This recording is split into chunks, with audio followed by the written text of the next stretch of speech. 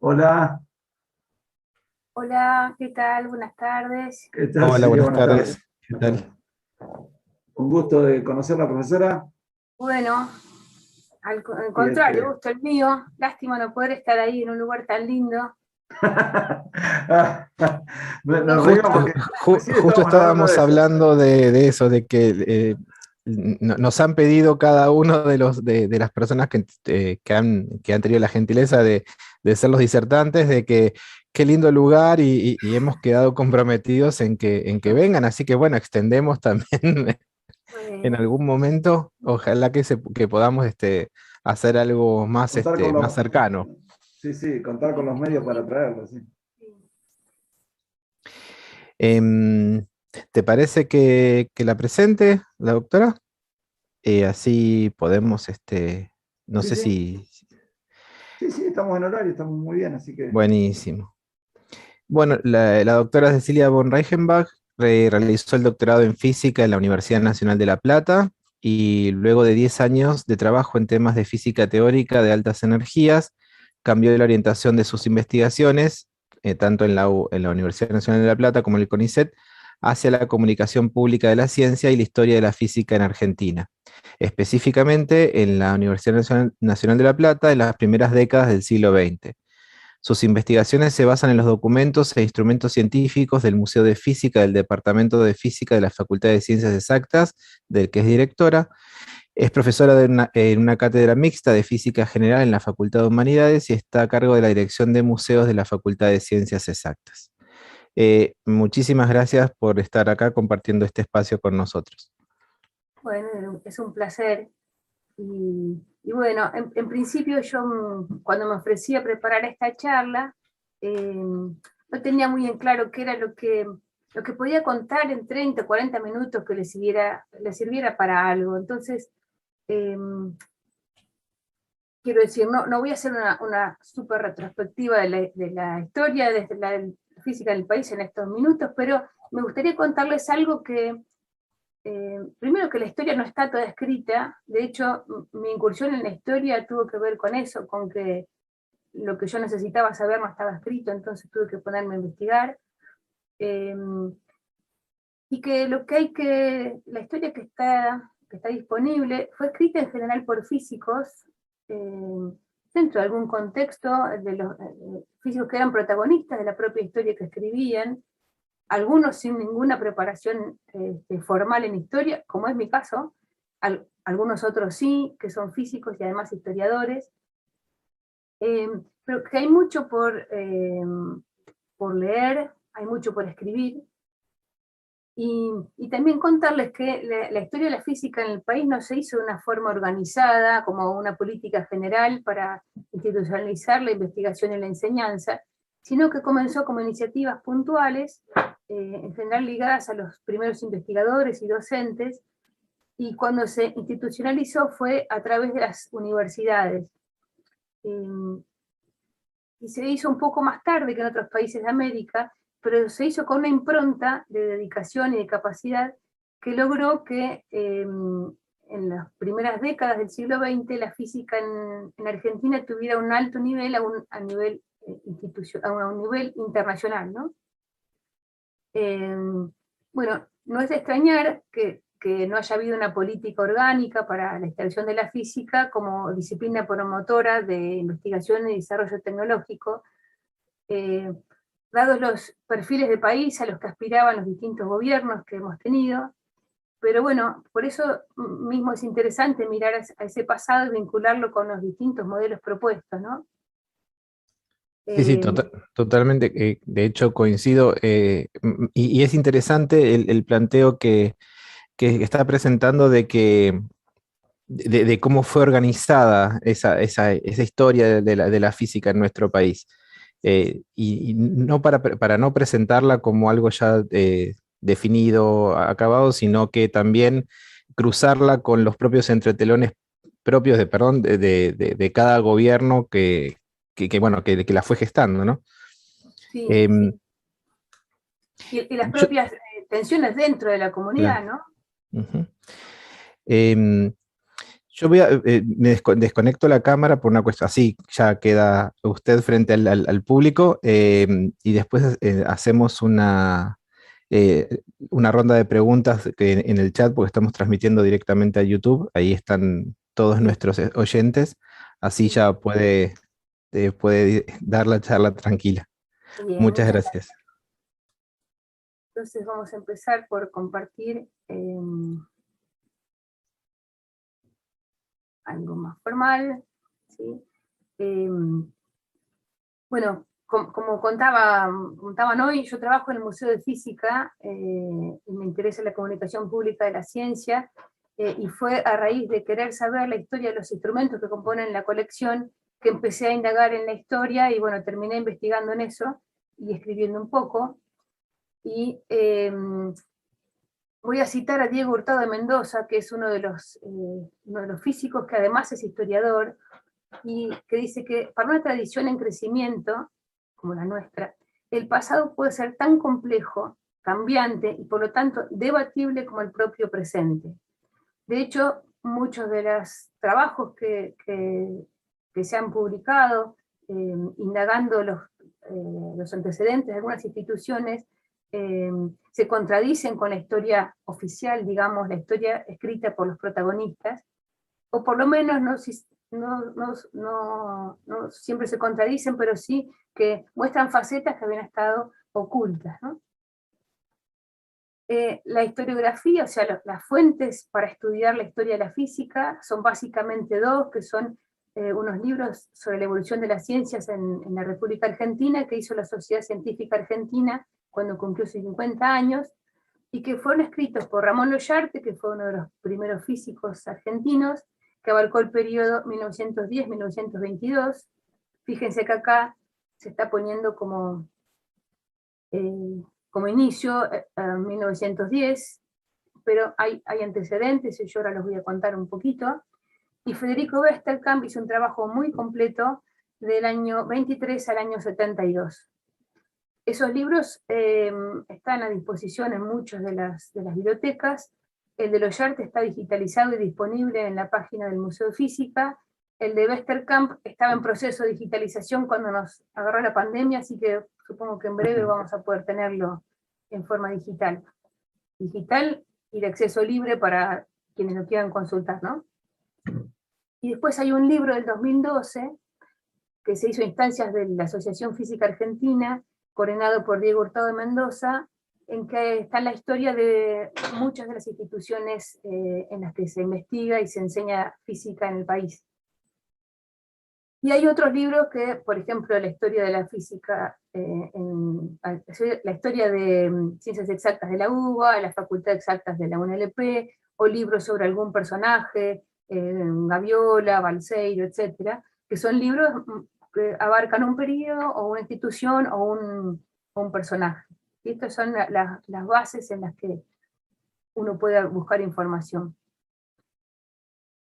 Dice Diego Hurtado también que contar con relatos sobre la tradición científica de un país puede arrojar luz desde una perspectiva amplia y panorámica sobre la geografía histórica de la disciplina, y en esto me voy a meter en un ratito, cuál ha sido y cuál puede ser su función social, económica y cultural, así como las condiciones materiales, institucionales y políticas de los logros y los fracasos. Es decir, la idea es atender a una historia que esté que muestre a la física como una construcción social, como obra de hombres y mujeres que están inmersos en determinado contexto, y que tenga en cuenta no solo los logros, sino también los fracasos, y no solo las personas que son dignas de mención por corresponder con el perfil de científico que tenemos hoy día, sino también aquellas personas que por una u otra razón han hecho contribuciones al desarrollo de la disciplina, pero que no han sido debidamente tenidos en cuenta. Dice Diego Hurtado también que se ponen ahí de manifiesto los valores, las ideologías, las expectativas y los objetivos que guiaron a los físicos argentinos en el intento de consolidar sus áreas de investigación y enseñanza en condiciones políticas, institucionales y materiales complejas, como en todos los tiempos, ¿no? pero bueno, fueron cambiando esas condiciones. Entonces, para empezar, les cuento que, como dice Miguel de Azúa, la física en Argentina tiene 3 siglos de historia. ¿Sí? En principio, como tareas puntuales de algunos investigadores, los 2 primeros fueron jesuitas, Buenaventura Suárez, que fue el primer científico argentino, era un jesuita dedicado a la astronomía, que publicó algunos de sus trabajos fueron publicados en el Círculo Científico Europeo, y fue quien introdujo las ideas newtonianas en el país. Fíjense de qué año estamos hablando, ¿no? Para 1700. Y Ramón María de Termayer, también jesuita, que fue el primero en hacer experiencias de electricidad, estuvo estudiando la electricidad de las anguilas, que estaba en la cuenca del Paraná, estuvo aquí unos pocos años, pero bueno, hizo investigación en física en esos años. Y después lo publicó cuando regresó a Europa. Y después hay un criollo, Martín de Altolaguirre, que trajo de Europa una colección de instrumentos para la experimentación sobre electricidad, ¿sí?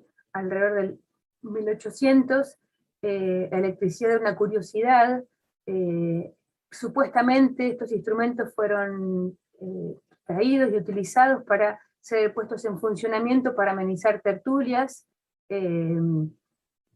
con las personas de la sociedad porteña, y a la muerte de Altolaguirre estos instrumentos quisieron venderlos al Colegio Montserrat, bueno, de la Universidad de Córdoba, y ahí hay una disputa muy interesante, que no me da el tiempo ahora para meterme, pero en cuanto a para qué queremos instrumentos si la ciencia que tenemos que enseñar es más bien escolástica, tiene que ver, es la filosofía natural vinculada con la teología. Bueno, esa disputa es muy interesante. En la Universidad Nacional de Córdoba, bueno, y los defensores de un acercamiento a la ciencia más contemporáneo. Estos instrumentos forman parte hoy, esta fotografía es del Museo del Colegio, porque finalmente después de muchos años de dar vueltas, esos instrumentos fueron a parar al colegio y fueron usados durante muchos años para hacer demostraciones. Las primeras clases fueron, no hay demasiados datos, pero alrededor de 1807 Gregorio Funes daba clases de física experimental, pero no se sabe muy bien qué eran esas clases. Hay un libro de 1810 para enseñanza de la física, pero es solo texto, no tiene fórmulas ni tiene esquemas. Y después se empezó a enseñar una física un poco más acorde a la física del momento, cuando se contrataron a profesores europeos, Felipe Centenach, Felipe Cenillosa, Speluzzi, Mossotti, que estuvieron en el país, bueno, distinto número de años, pero fueron periodos cortos y esfuerzos aislados en general, salvo, bueno, Avelino Díaz, argentino, pero discípulo de Cenillosa, y es el que comenzó en el país a enseñar la física de una manera, con un criterio más científico. Y recién se empezó a formar verdaderamente a profesores de física cuando se fundó en 1904 el Instituto Nacional de Profesorado Secundario en Buenos Aires. Y los profesores contratados para este instituto eran, entre ellos, algunos científicos, algunos físicos, que incluso siguieron haciendo investigación dentro del instituto. Esto a nivel terciario, ¿no es cierto? A nivel universitario, aquí, bueno, yo puse las fechas de creación de las universidades, la de Córdoba es la más antigua por mucho, después la de Buenos Aires, mucho después la de La Plata, y después vinieron la de Tucumán, la de Litoral San Luis, y no seguí porque, bueno, mis investigaciones terminan en 1950, ahora por suerte hay muchas más universidades, y uno creería que las universidades más tradicionales son las que iban a ser pioneras en incorporar a la física, pero no fue así. La Universidad de La Plata, que se creó en 1906, tenía por objetivo ser una universidad científica y experimental, y desde su creación se generó el Instituto de Física, por considerarse a esta disciplina la piedra angular de la nueva universidad, porque la consideraban la madre de otras ciencias. Tal es así que la física en La Plata comenzó parcialmente en 1906, digo parcialmente porque se abrió el doctorado en física, tuvo 5 alumnos, pero las clases no llegaron a concretarse, bueno, distintas dificultades. En particular, no había docentes capacitados para enseñar física actualizada. ¿Sí? Fue recién en 1909 cuando se contrató a Emil Bossi y Margrethe Heiberg, el alemán, ella danesa, que vinieron a la universidad a empezar con la investigación y la formación de lo que serían los primeros doctores en física argentinos: José Colo, Ramón Loyarte, Teófilo Isnardi, Hilario Magliano, y bueno, muchos otros que siguieron, ¿no? Héctor Isnardi. Estos a su vez fueron formadores de otros físicos, enseñaron física en la Escuela Naval Militar, en la Escuela del Ejército, en el Colegio Nacional, digamos que empezaron a enseñar física también a nivel terciario y universitario. En el periodo 1923-1944 ya había física en La Plata, en Buenos Aires, en Córdoba, en Tucumán y en Río Santiago, que es donde está la Escuela Naval Militar, que tiene una colección de instrumentos importante, y que en esa época quienes enseñaban ahí eran estos primeros doctores en física. Entonces había algunos desarrollos en conjunto entre la Universidad de La Plata y la Escuela Naval Militar. Los primeros trabajos de vinculación tecnológica en esta universidad, y por lo tanto supongo que en el país, viendo que en las otras universidades la física empezó más tarde, hay un primer intento de colaboración a nivel de sensores meteorológicos que Emil Bose le propuso a Jorge Newbery en 1910.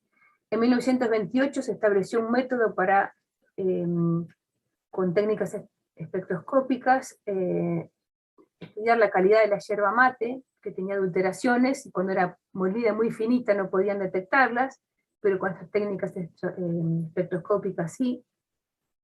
Con técnicas también espectroscópicas, con luz ultravioleta, se hizo en 1941 un trabajo para detectar estampillas falsas. Bueno, la filatelia tiene algunas estampillas en filatelia tienen un gran valor, lo mismo que en documentos jurídicos, y para detectar adulteraciones, bueno, se usaron estos métodos. El de control de calidad de yerba mate lo hizo Margrethe Heiberg con Ramón Loyarte, y el de peritaje filatélicos y jurídicos, Margrethe Heiberg con su hijo Walter Bose, que era filatelista y especialista en historia del correo en la Argentina. Y después crecieron esas, lo que llaman algunos trabajos a terceros o trabajos de vinculación tecnológica, en la medida en que la industria nacional empezó a crecer en el periodo 43-55, y no había todavía instituciones que pudieran prestar servicio para puesta a punto de instrumentos, para distintos estudios, y entonces se estableció una colaboración bastante asidua entre la Universidad Nacional y la industria.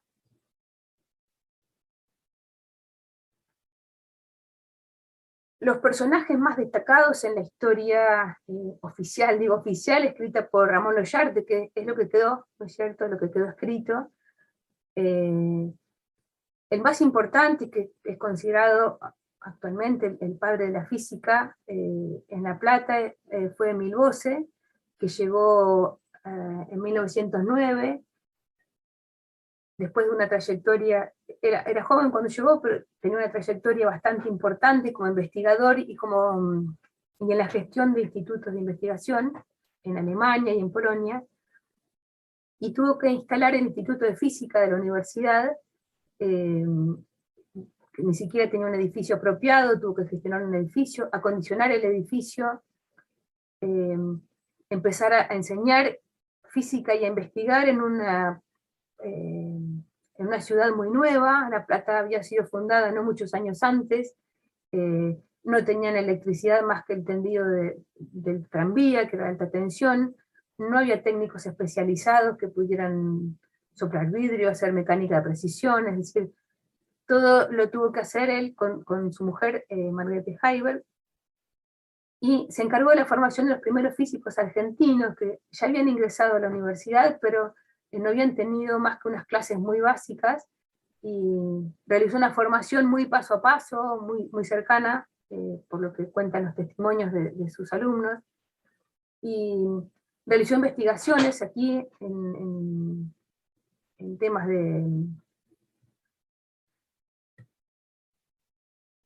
me fue la palabra ahora, bueno, él venía investigando en cristales líquidos, y mandó desde La Plata algunos papers, y siguió con la edición de una revista científica muy importante, la Physical Zeitschrift, desde La Plata. ¿Sí? Lamentablemente estuvo 2 años y medio y falleció, contrajo tifus y murió con toda una carrera por delante, pero dejó establecido una tradición que pudo ser continuada, en particular por Richard Ganz, también un físico alemán, que fue contratado especialmente para dirigir el instituto, y que también hizo mucho hincapié en continuar con la investigación, aún con las dificultades que llevaba esto de estar tan lejos, por la falta de comunicación, la falta de posibilidad de conversar con colegas, de asistir a congresos y demás, y la falta de insumos de investigación. Se dedicó especialmente a la docencia, porque era consciente de que hacía falta una masa masa crítica de físicos para comenzar a hacer una física realmente institucionalizada, que no dependiera de solamente la figura del director. Y también hizo extensión universitaria, porque eso era una de las condiciones, de los pilares de la Universidad Nacional de La Plata: investigación, docencia y extensión. Y como tal, bueno, generó cursos de formación para profesores del secundario, que se hacían en las vacaciones. Los profesores eran alojados en un internado que tenía la universidad, el tren les daba pasajes gratis, y bueno, estos profesores estaban ahí un tiempo compartiendo con docentes y estudiantes de física para su formación. Tuvo la característica Ganz de ser físico teórico de alto vuelo y físico experimental con una precisión enorme para la época. Hizo importantes contribuciones al magnetismo y a la mecánica cuántica, pese a que él se consideraba un físico clásico. Justamente era un crítico de la mecánica cuántica, y como tal hizo experiencias para tratar de mostrar que la mecánica cuántica estaba equivocada. Publicó 5 papers en revistas internacionales, y finalmente desistió porque, bueno, la mecánica cuántica no estaba equivocada, por descabellada que parezca su formulación, no pudo encontrar evidencia experimental, por más que hizo experimentos muy precisos, pero bueno, siguió considerándose un físico clásico y nunca más volvió a temas de la mecánica cuántica. Pero bueno, ese fue un aporte que hizo una persona desde Argentina a un momento en que la mecánica cuántica estaba en plena formación, entre 1915 y 1918. Y después hay otros personajes que yo les llamo los olvidados, porque muchos dicen que el primer director fue Emil Bose, pero hubo un director anterior, que fue Tebaldo Ricaldoni, un ingeniero uruguayo, que se destacaba por dar clases en el Colegio Nacional de Buenos Aires, haciendo uso de muchas demostraciones con instrumentos de física, De hecho, escribió varios manuales de física en español, porque no había bibliografía en español para los alumnos de los colegios. Manuales de física plagados de errores, porque realmente él no tenía la formación suficiente, y si bien estaba actualizado en algunos aspectos, en otros, conceptualmente importantes, no lo estaba. Seguramente en colegios antiguos vayan a encontrar los libros de física de Ricaldoni, y es interesante hojearlos para ver la concepción que él tenía de lo que era la materia, de lo que era la radiación en ese momento, y además incluyen en sus manuales algunos de los inventos que él desarrolló, ¿sí? Inventos que tienen que ver con electricidad, con técnicas de seguridad en el mar, inventó un submarino para su uso en la defensa del Río de la Plata, bueno, y toda una serie de inventos que están incluidos en estos manuales. Incluso él habla de que la tecnología debería copiar a la naturaleza en vez de inventar cosas distintas. Tenía más fe en los globos aerostáticos que en los aviones. Bueno, es un personaje muy, muy particular. El gran legado que él dejó es el comprar unos instrumentos de física para demostración en Alemania, en la firma Max Kohl, más de 2.600 instrumentos, de los más nuevos para el momento. Es una firma, esta Max Kohl, que proveyó de pañuelos de demostración a muchas instituciones de nivel universitario, terciario y secundario de todo el mundo. Y esos instrumentos hoy forman la colección del Museo de Física en que yo trabajo, y son de una calidad impresionante porque muchos de ellos están todavía funcionando, son usados en demostraciones en clases, a más de 100 años de haber sido comprados. Bueno, ese fue su gran aporte, el traer todos estos instrumentos. Y la otra gran olvidada, la historia oficial, pese a que, como vine relatando, hizo bastantes aportes, fue Margrethe Heiberg. Ella llegó aquí como profesora contratada junto con Emil Bose, eran marido y mujer, vinieron con un hijo pequeño. Ella quedó viuda en 1911 y empezó a viajar entre Alemania y Argentina para seguir vinculada con otros investigadores. Ella, junto con su marido, hicieron la instalación del Instituto de Física de la universidad, porque no se entiende sino que una sola persona haya sido capaz de poner en marcha un edificio que es donde actualmente funciona el Instituto de Física, que tenía una instalación espectacular, tenía cuarto de óptica, cuarto de mediciones, calderas, tenía posibilidades con unos motores de cerrar el techo para hacer experiencias en la oscuridad, un helióstato por donde pasaba la luz del sol hasta el pupitre donde hacían demostraciones. Es decir, un desarrollo tecnológico enorme que hicieron dos personas en una ciudad muy joven y carente de técnicos especializados. Ella siguió formando a los estudiantes. No investigó mucho más después de que enviudó, porque bueno, le tomó la guerra en Alemania. Cuando volvió encontró que su cargo había sido reemplazada en su cargo por un ex discípulo de ella. Le costó mucho tiempo volver a tener un cargo acorde a sus antecedentes. Pero bueno, tiene muchos logros en su favor. Por ejemplo, el primer paper de física que salió de La Plata, la tiene como una autora. Fue profesora del primer curso experimental de física, y fue la primera profesora universitaria de física en América. Trabajó en el Instituto de Física hasta que se jubiló. Y bueno, uno de mis temas de investigación es tratar de rescatar la trayectoria de Margrethe Heiberg y darla a conocer, porque en la historia de los Yarte figura como estaba la viuda de Bose, figuraba ahí como que pertenecía nada más, pero no se habló de todos los aportes que ella hizo. Bien, aquí entonces para ir cerrando ya, les muestro una bibliografía. Por supuesto hay mucha más actualizada, pero una bibliografía que englobe muchas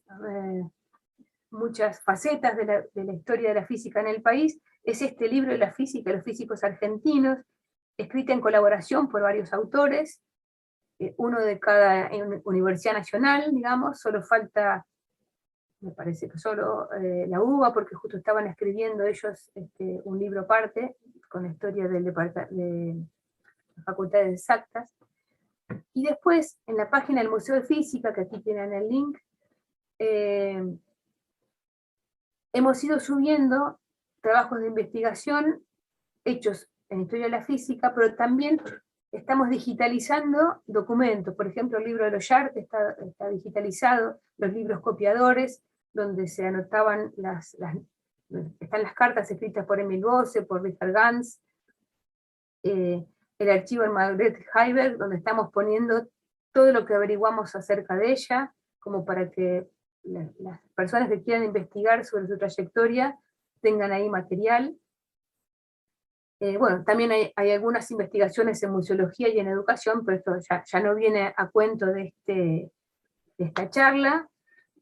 Que bien, por ahora va llegando a su fin, porque me pidieron entre 30 y 40 minutos. Este es mi mail, si quieren escribirme para consultarme, para pedirme información o para lo que fuera, ahí está a disposición.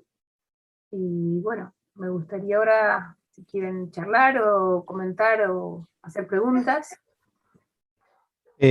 Bueno, primero, muchísimas gracias. Es toda una parte, creo, de historia que, bueno, yo en lo personal no conocía, o sea que gracias por la enseñanza y por poder traernos estos materiales para después poder compartirlos nosotros. Em, Iba a preguntar si, por ejemplo, no hubo contacto con las familias donde se pudieran rastrear archivos o donde se pudieran encontrar algún tipo de testimonios, sea, bueno, vos o Jaiber o de los demás, de las demás figuras históricas que fuiste nombrando. Sí, mira, los archivos de Emil Bosse están en Londres. Hay un historiador argentino que se llama Eduardo Ortiz, que es matemático, que los rescató porque iban al volquete, y los tiene. En principio estuvo dispuesto a difundirlos y a entregarlos a alguna institución que los quisiera. Hicimos todos los intentos porque lo donara a la Universidad Nacional de La Plata. Hablamos con la Cancillería, con el presidente de la universidad, y a último momento decidió que no confiaba en las instituciones argentinas, que los íbamos a tirar, no sé. Y pero aunque sea digitalizarlos y mandarlos en forma digital, qué sé yo, no sé. Bueno, yo supongo que hay otros intereses, ¿no?, de parte de los alemanes que quieren tener ellos esos documentos. No lo sé, no pude continuar esa relación porque se hizo media difícil. Claro. Los trabajos, todos los papeles de Margrethe Heiberg están en Dinamarca, pero no están accesibles hasta dentro de unos años, porque los archivos hasta que pasan 50 años desde la última entrada no los abren al público. Pero nos hicimos amigos de la nieta de Margrethe Heiberg, que también es química, una mujer encantadora que vive en Estados Unidos, y que nos dio algún material. Y bueno, nosotros lo compartimos ahí a partir de la página. Justo hace poquito digitalizamos unas cartas. Por supuesto tiene la dificultad de que están en danés, entonces tenemos que conseguir a alguien que las traduzca, pero bueno. Que no es poco, digamos. Que no es poco, claro. Sí, con la familia Ricaldoni estuvimos en contacto con un nieto, y nos permitió digitalizar los planos del submarino que había hecho. La Escuela Naval nos dio acceso a un cuaderno de notas que él tenía, donde había hecho los cálculos, a un libro de memoria sobre el submarino, y bueno, sí, el resto está en sus manuales, digamos, ¿no? ¿Hubo algún prototipo? O sea, ¿se pudo construir o no pasó de la etapa de plano, digamos? No, hubo un prototipo que tenía 2,5 metros de largo, digamos, que se sumergía en una especie de pecera grande que habían hecho, como si fuera un container con agua. Hay incluso una foto que está Ricaldoni de frac, porque era un hombre muy elegante, posando al lado de ese tanque con agua y el submarino. Y bueno, parece ser que esa oferta que él hizo de donar el diseño del submarino al país fue cajoneado varias veces, y bueno, finalmente se abortó. Pero los planes originales están, me parece a mí bien practicable ese submarino, pero bueno, era un primer... Bueno, Bueno, fue un primer paso. Em, perdón, sí, sí, Luis, por favor. no, lo que iba a preguntarles, porque cuando hicimos hace bastante, ya como 12 años, un curso en Río Negro con justo la profesora Carola Graciosi, que recién acaba de terminar su conferencia, tuvimos que hacer una recopilación de lo poco que encontramos sobre la historia de la física, y yo había encontrado, no sé si, la verdad que en este momento yo no me acuerdo, pero lo saqué a colación porque ya que estaba usted, profe, iba a preguntar, que dice que en la Universidad de La Plata, el primer presidente del Instituto de Física, ¿puede ser que haya sido Joaquín B. González? Él era el presidente de la universidad. Ah, de la universidad. De la universidad. ¿Y él fue el que creó el instituto o más o menos así? Claro, él lo que hizo fue, a partir de 5 instituciones que ya existían, que era la Universidad Provincial, el Observatorio, el Instituto Santa Catalina de Agronomía, el Museo de Ciencias Naturales, ahí creó, hay la Biblioteca Pública, con eso creó la Universidad Nacional y creó una Escuela Superior de Física, que es la que dio a dirigir a Ricaldoni, y le dieron claro, una cantidad enorme de dinero para comprar instrumental. Mira, bueno.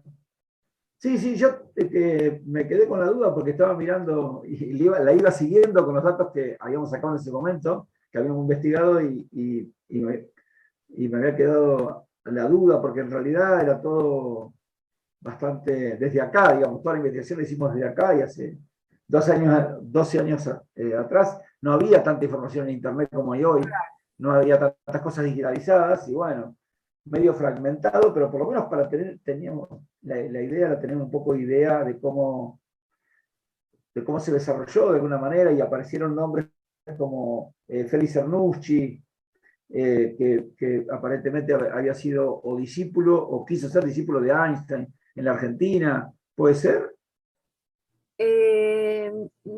No te sé decir, puede ser. En realidad, en este libro que yo les contaba, que hizo la Asociación Física Argentina, hay muchísima información. Ese sería el libro para comenzar, digamos, si alguien se interesa en la historia. Es bien interesante ese. Y después, sí, sobre los discípulos de Einstein en Argentina, investigaron mucho Alejandro Gangui y Eduardo Ortiz. Hay muchos trabajos de ellos sobre la recepción de la relatividad en Argentina. Sí. Eso sí que no lo conocía. ¿Ese libro que usted nombraba recién, está digitalizado o...? No que yo sepa. Se hizo... Bueno, habría que preguntar, ¿no? Porque si se puede digitalizar, me parece que sería importante para su difusión. Sería importante, coincido. Sería importante. No. Sí, nosotros cuando hicimos los institutos que dependen del INFOT, los institutos de formación docente que dependen del INFOT, cada 4 años tenemos que hacemos una revisión de los diseños curriculares de la carrera, y en la carrera anterior, en una materia de 4º año, que en su momento la daba Leo, que es Contextos Sociohistóricos de la Ciencia, habíamos incluido porque decíamos que no puede ser que los profesores de física desconozcan la historia de la física en Argentina. Es decir, siempre hablamos de la física europea, de la física de Oriente, pero de la historia de Argentina se conoce bastante poco. Y bueno, y los libros que incluimos en su momento, porque era lo que teníamos al alcance, era el libro de López Dávalos, que habla sobre Balseiro, como usted bien decía hoy, que que habla de algunos personajes, y el del doctor Mariscotti, que habla del proyecto Huemul, ¿sí? Que yo, digo, yo para demostrar que soy más viejo que lo que creen, digo, yo estaba el día, porque era profesor mío, el doctor Mariscotti, el día que lo presentó por primera vez al libro. Digo, yo estaba presente cuando sacó la primera edición. Y digo, y era lo único que teníamos al alcance. Ese libro, la verdad que sería muy interesante, Mira, se no me solamente ocurre, leerlo, sino a disposición de los estudiantes. yo lo que haría es comunicarme con la Asociación Física Argentina y decirles esta inquietud, que ustedes quieren tener ese libro y que querrían difundirlo y preguntar si no se puede hacer una versión digital para... Sí, Porque sí. o sea, no es un libro que se haya hecho con fines comerciales, ¿no? De hecho, a cada uno, yo participé con otros colegas escribiendo la historia de la física en La Plata y nos dieron un libro a cambio, ¿no? No es que nos dieron 10 ejemplares para repartir. Sí, sí. Bueno. No, pero sí, es verdad que siempre hay como una especie de sesgo en lo que es la física argentina de una determinada época hacia adelante, hacia la actualidad.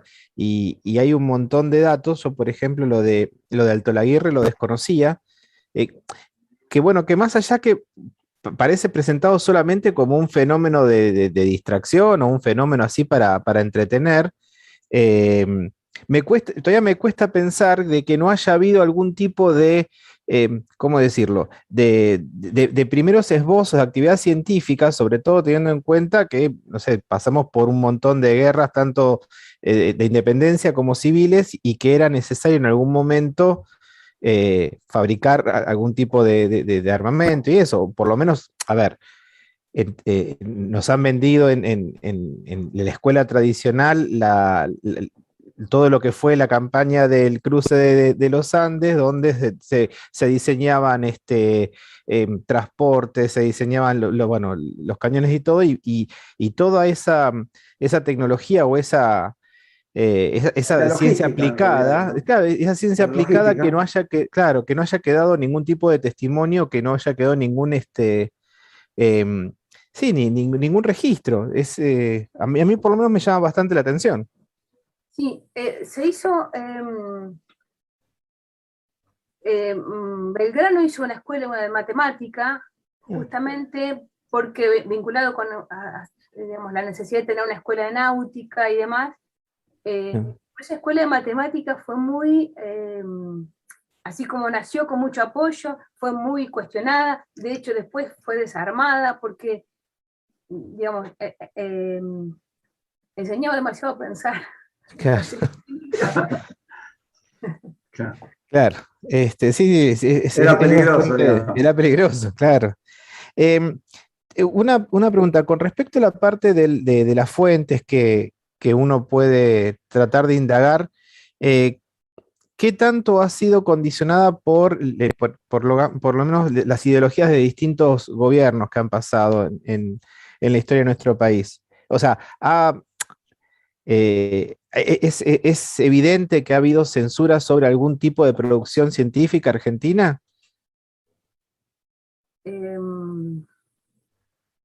Bueno, por un lado te digo, la búsqueda de fuentes es difícil porque en las universidades, al menos voy a hablar de lo que sé, en la Universidad de La Plata no hubo archivo hasta hace pocos años. Y lo que había estaba desperdigado en todas partes, pero es llamativo que no tenga un archivo en la universidad, ¿no? Y realmente cuando lo empezaron a armar, tuvieron grandes dificultades. Los archivos de las facultades, por ejemplo, solían poner los papeles más viejos más abajo, donde se inundaban, entonces como estaban mojados, los tiraban. Y eso pasó con Claro. muchos legajos de las personas que yo te estoy nombrando, ¿no? En la facultad de ingeniería, en la arquitectura. Nosotros hemos encontrado, por ejemplo, en la biblioteca pública, un armario cerrado que se había perdido la llave, 2 armarios, que se había perdido la llave y que nadie de los que trabaja ahí sabía por qué están, pero arriba decían voces. Entonces un día me dijo, siempre nombras a Bose, ¿por qué no te llevas estos cosas? ¿Te molesta? Claro, eso. Eso por un lado. Después, o sea, puede ser desconocimiento, puede ser un interés de sacarle a la universidad en algún momento de su historia su tradición y un poco de peso, ¿no? Porque la universidad para algunos gobiernos se transformó en algo peligroso. En cuanto a censura, no sé decirte si ha habido censura. Lo que sí ha habido es una recomendación de dirigir las investigaciones hacia determinadas fines. Por ejemplo, en algunos de los gobiernos de Perón, las investigaciones tienen que estar dirigidas a fines bélicos o de producción industrial. Entonces, cualquier cosa que hacían lo disfrazaban de fines bélicos o de experimentación, claro. Pero bueno, la física básica ahí se encontró un poco comprometida, ¿no? Porque cómo desarrollarla sin poder justificar, entonces se hacían a la par, física básica por un lado y colaboraciones con la industria por otro para compensar. En el chat, María Rebollo nos hace acordar bueno, que la Asociación Física Argentina, la AFAR, existe desde el 44 también, como para también ser depositaria de archivos y de documentos, y que también dice que la censura en la ciencia se ejerce con otorgar o quitar subsidios, ¿no? Es muy, muy buena política, gracias. Gracias por la aclaración. Por el aporte, porque es interesante. Y una pregunta más a título de quizás de chisme, si puede ser. ¿Qué hay de cierto por lo menos yo lo escuché como tipo de leyenda urbana, qué hay de cierto en la pugna que hubo entre la UBA y la Universidad de La Plata acerca de quién era la que tenía que dictar física digamos, en la zona de Buenos Aires? Hubo una especie de disputa acerca de quién tenía, o sea, dónde tenía que estar la carrera de física en algún momento? Bueno, la carrera de física comenzó en La Plata y muchos años después comenzó en Buenos Aires. Ahí uno de los primeros egresados platenses, que es Teófilo Isnardi, fue uno de los que comenzó, con otro perfil, por ahí más matemático, pero esa parte de la historia no la sé como para decirte. Siempre hubo alguna... Claro, pues siempre la pica estuvo. Los platenses, que estamos a 50 kilómetros de Buenos Aires, pero bueno, muchos de los profesores vivían en Buenos Aires y viajaban a dar clase a La Plata en tren y se volvían. Y también estuvo una disputa de si había que investigar o enseñar. O sea, había esa duda, ¿no? Si los esfuerzos tenían que ser más a formar una gran cantidad de físicos que a producir ciencia, a hacer papers. ¿Sí? Esa disputa sigue hasta hoy, y a Teófilo Isnardi siempre se le criticó que no siguió con la tradición de investigación, sino que más bien se dedicó a enseñar, a formar discípulos.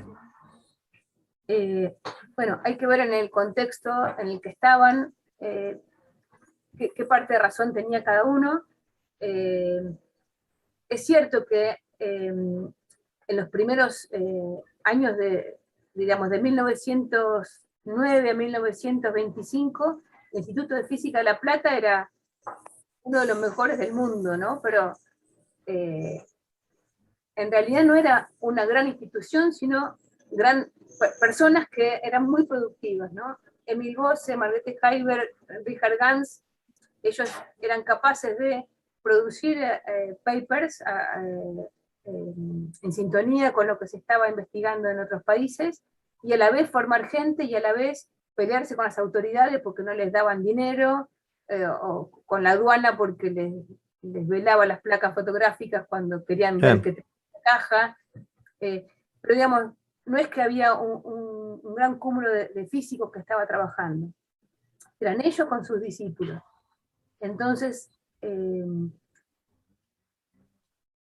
lo que decía Isnardi era que había que tener mucho más discípulos para después empezar a investigar. Bueno, no sé, esa es una disputa bastante vieja y que no sé si tiene que ver con ese chisme que vos decís, porque bueno, Isnardi se formó en La Plata, se fue a Buenos Aires.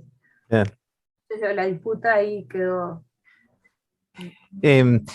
Es algo... Sí, en la época, algo... discúlpame, Leo, No, todo bien, por favor. para no irnos de ahí, en la época que yo estudiaba, que tenía, sí, fue en el 77, 78, era muy común escuchar en la universidad que el que sabe investiga, el que no sabe enseña. Sí, había como un desprecio de labor docente. Sí, sí. Sin embargo, estas personas que yo les conté eran muy buenos docentes, además de buenos investigadores. Uno lee los testimonios de sus discípulos y se sentaban con ellos en la biblioteca para estudiar juntos el paper, ¿no? Y hacían unas demostraciones en clase con una dedicación que yo nunca vi después.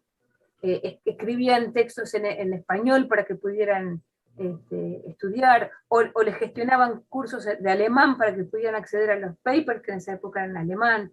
Había una dedicación muy grande a la docencia. Y después, bueno, hubo siempre una disputa acerca de quién debía formar a los profesores de física. Porque en principio era el Instituto de Física. Cuando se creó la Facultad de Humanidades y Ciencias de la Educación, que se llamaba de otra manera, ellos quisieron tener el profesorado. Y ahí hubo una batalla. No terminó nunca. El profesorado está en Humanidades, los planes de estudio, bueno, los hace Humanidades, pero ahora que las relaciones son más amistosas, se hacen en conjunto. Pero esa disputa es vieja como desde 1909, 1911, que están peleando por eso. Sebastián en el chat nos pregunta si los físicos alemanes contratados a comienzos de 1900 eran contratados, o sea, ¿quién puntualmente los contrataba? ¿Era la universidad, el gobierno, había una compañía? O sea, ¿qué organismo o qué persona se encargaba de la contratación y de la financiación? Los contrató la universidad, digamos, Joaquín B. González, que era el presidente. Él le pidió a un físico alemán que estaba en el Instituto de Profesorado Secundario, Krieger, que fuera a Alemania a buscar un candidato especial para dirigir esto. Y él contactó a varios físicos muy importantes, finalmente lo convenció a Bose de venir. Y lo mismo con Gans. Fue contratado por la universidad. Directamente la presidencia fue quien envió emisarios para contratar a la persona más idónea para el cargo. ¿Y cómo habrán sido esos primeros tiempos de ciencia, básicamente la periferia, en cuanto a la parte de comunicaciones y todo, más allá teniendo en cuenta de que hubo publicación de papers y todo? Hay registros, o sea, hubo registros, me imagino, más allá de lo que era correspondencia entre los principales centros de investigación y La Plata. Sí, lamentablemente bueno, no tenemos acceso a los documentos de Bose, claro. Y los de Gans se perdieron en la guerra, porque él se fue a Alemania, allí falleció su mujer, él estuvo en un campo de concentración, logró escapar y volvió a Argentina, donde quedó hasta su muerte, pero ya sin todos sus documentos. O sea, las cartas, la correspondencia no está. Pero en alguna de las notas de los libros copiadores, agradece a sus amigos de otras universidades que le hagan la pata, digamos, para vincularlo con tal revista, o vincularlo con tal empresa, para facilitarle las cosas en Alemania, y quejándose de que todo tardaba tanto, ¿no? Él tenía que enviar una carta por barco, esperar la respuesta, esperar que la aduana no malograra sus envíos, que lo despacharan, que tuviera plata para pagarlo. Realmente fue algo muy complicado, ¿no? Sí, me imagino más allá de si no tenés que... hay que enviar... Claro, hay que enviar una persona justamente para poder cuidar todo el material, ya sea lo que va o lo que viene.